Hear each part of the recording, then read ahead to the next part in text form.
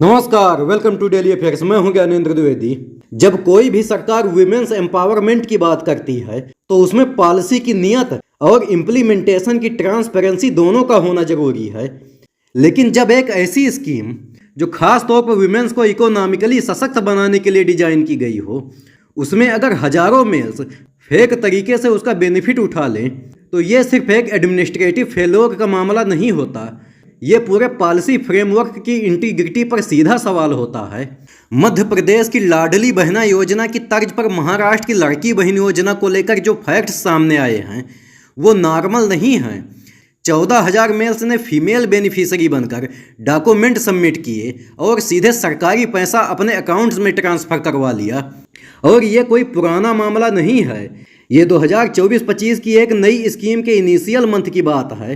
अब सोचिए, जहां प्रोसेस पूरी तरह से आधार से लिंक हो, KYC अनिवार्य हो और पैसा डायरेक्ट बेनिफिट ट्रांसफ़र के जरिए मिल रहा हो, वहां अगर ऐसा हो रहा है तो इसका मतलब सिर्फ एक है, सिस्टम में टेक्निकल गलती नहीं बल्कि स्ट्रक्चर्ड नेग्लिजेंस है और कहीं कहीं पर तो संस्थागत मिलीभगत भी। लेकिन स्टोरी यहाँ तक लिमिटेड नहीं है। 14,000 मेल बेनिफिशियरी सिर्फ एक नंबर नहीं है, ये उस माइंडसेट का रिफ्लेक्शन है जहां स्कीम को एक अधिकार नहीं एक मौका माना जाता है, गलत फ़ायदा उठाने का मौका। और ये माइंडसेट वहां पनपती है जहां गवर्नमेंट स्कीम तो अनाउंस करती है लेकिन ना मॉनिटरिंग स्ट्रांग होती है, ना डेटा वेरिफिकेशन सख्त होता है और ना ही जवाबदेही का कोई सिस्टम एक्टिव होता है। और अब सरकार का कहना है कि 26 लाख से ज़्यादा एप्लीकेशन एलिजिबल निकले। इसका मतलब क्या है? इसका मतलब यह है कि बेनिफिशियरी सिलेक्शन प्रोसेस या तो सिर्फ कागजों में थी या जानबूझकर इतनी वीक रखी गई कि कोई भी इसमें घुस जाए। अगर स्कीम के पहले ही फेज में इतने बड़े स्केल पर एलिजिबिलिटी वायलेशन हो रहा है तो यह पॉलिसी डिजाइन की मैच्योरिटी पर एक सीधा सवाल है। और असली बात यह है कि क्या ये एक आइसोलेटेड इंसिडेंट है? बिल्कुल नहीं, ये एक वाइडर ट्रेंड का हिस्सा है जो आज की फ्रीबी पॉलिटिक्स का रूट बन चुका है।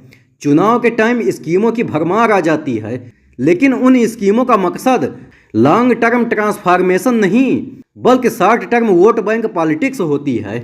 और अब सोचिए, इस स्कीम के लिए इतना पैसा आता कहाँ से है? तो ये पैसा आता है गवर्नमेंट के ट्रेजरी से, और ट्रेजरी में पैसा कहाँ से आता है?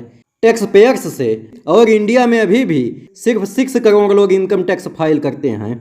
उन्हीं के पैसे से अगर ऐसी स्कीम चलाई जा रही है जहां लाखों लोग फेक बेनिफिशियरी में घुस रहे हैं तो यह सिर्फ एक फाइनेंशियल लॉस नहीं है, ये इकोनॉमिक जस्टिस के कॉन्सेप्ट का भी मजाक है। जहां असली क्राइसिस ये नहीं है कि ऐसी पॉलिसी समाज में एक ऐसा इंसेंटिव स्ट्रक्चर बनाती है जहां मेहनत की जगह सब्सिडी पर डिपेंडेंसी बढ़ती है। और जब ये माइंडसेट स्थायी हो जाता है तो सोसाइटी धीरे धीरे प्रोडक्टिव सिटीजन से एक ग्रांट डिपेंडेंस मास में कन्वर्ट हो जाती है। और इस पूरी प्रोसेस में सबसे बड़ी ट्रेजेडी ये है कि स्कीम का इम्पैक्ट एनालिसिस भी नहीं होता और ना ये पता चलता है कि कितना एम्पावरमेंट हुआ, ना ये कि कितनी लाइफ्स में रियल ट्रांसफॉर्मेशन आया। होता है तो सिर्फ पैसा ट्रांसफ़र, और उसमें भी ये पता चलता है कि लगभग 14,000 मेल्स ने यह पैसा ले लिया बिना किसी डर के। और अब फिर वही सवाल कि क्या यह सिर्फ एक एडमिनिस्ट्रेटिव मिस्टेक है या सरकारें खुद चाहती हैं कि स्कीम इतनी लूज डिजाइन की जाए कि पॉलिटिकली यूजफुल रहे लेकिन जवाबदेह ना हो।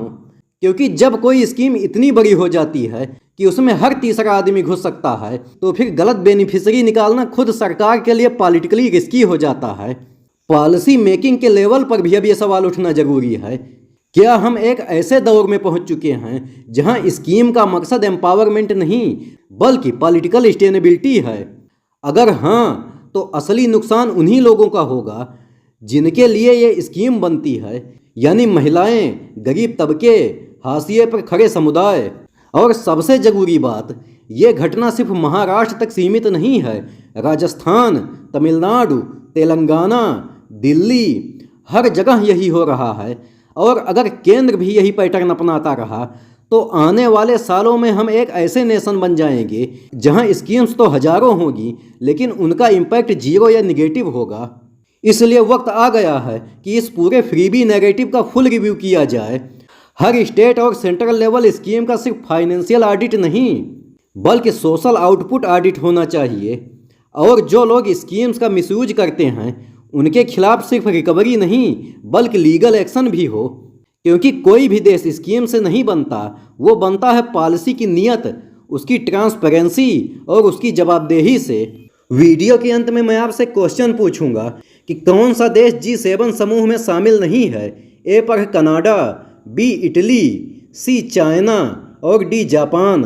अगर आपको आंसर पता है तो कमेंट बॉक्स में ज़रूर दीजिए, और अगर वीडियो पसंद आया हो तो लाइक और सब्सक्राइब जरूर करिए। मिलते हैं अगले वीडियो में। जय हिंद।